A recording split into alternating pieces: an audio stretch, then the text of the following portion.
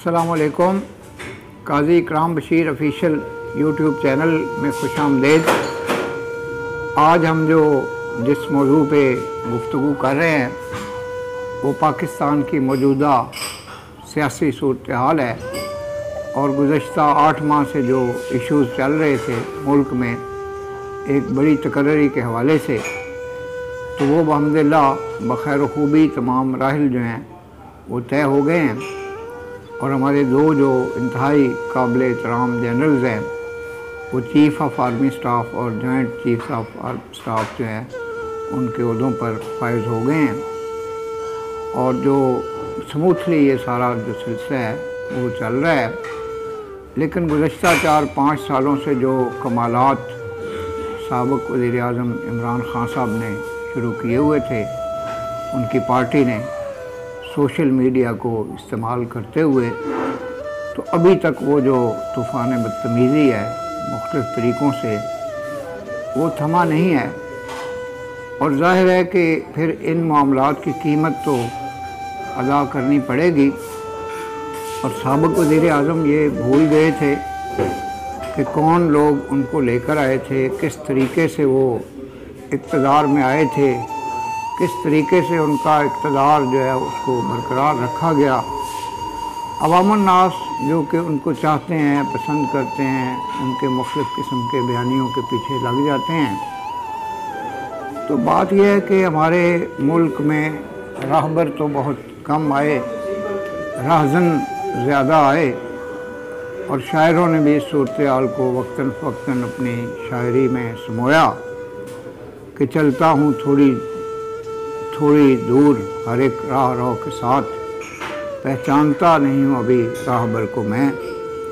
तो ये एक इनको मिल गया था, एक बड़ा अच्छा फील्ड मिल गया था प्ले करने के लिए। तो इन्होंने कहा कि पाकिस्तान के अवामुन नास की अक्सरियत जो है वो शऊर से बेबहरा है, तो मैं उनको ऐसा शऊर अता करूँ कि जिसमें मेरे अपने भी तमाम वेस्टेड इंटरेस्ट जो हैं वो रिज़ॉल्व हो जाएं और ख़ुद तो तस्बीह फेरते रहे, चोर और डाकू कहते रहे और अपने तौर पे जितना कुछ भी चोरी डकैती का अमल था उसको जारी रखा।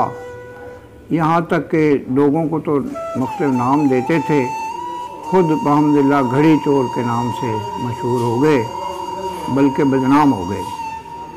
तो मैं ये समझने से कासिर हूँ कि एक इतना शख्स एक मैच्योर एज में जो 70 जिसकी एज है, तो उसको अल्लाह ताला ने ख़ुद इतना शऊर भी अता किया होगा कि सीधा रास्ता कौन सा है। लेकिन जब एजेंडा कोई गैर मुल्की हो, कोई फ़ॉरेन फंडेड मामलात हों, उसमें फिर इंसान जो है वो इसी तरह की चालाकियाँ, अय्यारियाँ, मक्कारियाँ ये करता है। और ख़ुद वो समझने लगे थे कि मेरा कदो कामत तो बहुत बुलंद हो चुका, मैं तो शायद कायद आज़म और जुल्फ़िकार अली भुट्टो के बाद इस मुल्क का मकबूल तरीन लीडर हूँ। मकबूलियत का भी उनको पता है कि मकबूलियत किस किस तरीके से गैदर की गई है, इकट्ठी की गई है।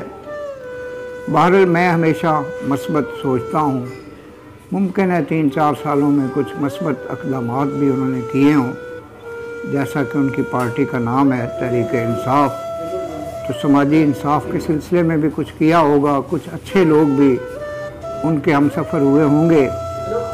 लेकिन बात यह है कि जिस दरिया में वो कूद गए थे, तो शायर ने कहा है कि दरिया को अपनी मौज की तोयानियों से काम, कश्ती किसी की पार हो या दरमियाँ रहे।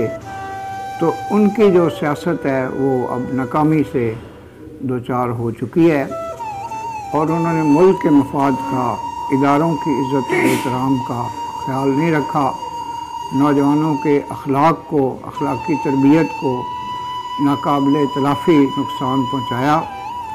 अब ये तमाम सियासतदानों का, असातिज़ा का, माशरे के उन तबक़ात का जो कि लोगों को सही रास्ता दिखा सकते हैं, उनका काम यह है कि सही लीडरशिप के लिए मैं किसी को पिन पॉइंट नहीं करता कि फ़लाँ सही है या फ़लाँ गलत है।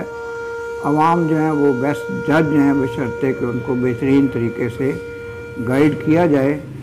मैं इस मौके पे अल्लाह ताला का शुक्र अदा करता हूँ फिर तमाम मामलात बखैर खूबी जो है वो तय पा गए। आप हमारे जो नए आने वाले दोस्त हैं काजी इकराम बशीर ऑफिशियल यूट्यूब चैनल को सब्सक्राइब करें और बेल आइकन को पुश करें। वमा अलैना इल्लल बलागुल मुबीन। आपका बेहद शुक्रिया। पाकिस्तान जिंदाबाद।